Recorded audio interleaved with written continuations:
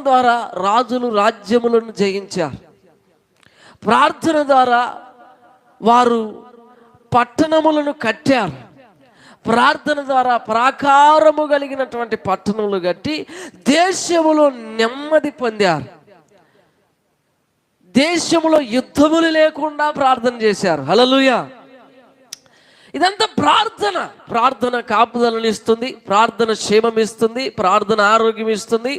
ప్రార్థన మన జీవితానికి ఎంతో అవసరం. నూనె లేని దీపం ఎలాగ ఆరిపోతుందో మన ఆత్మీయ జీవితానికి ప్రార్థన అంత ప్రాముఖ్యం. హల్లెలూయా, హల్లెలూయా. మీరందరూ కూడా ప్రార్థించు వారుగా ఉండాలని, ఉత్తమమైన దానికి మీరు ప్రాధాన్యత ఎక్కువ ఇవ్వాలని, మంచి విషయం ఏముందో ఆ మంచి విషయానికి మీరు ఎక్కువ సమయాన్ని ఇవ్వాలని నేను ఆశపడుతున్నా. మీ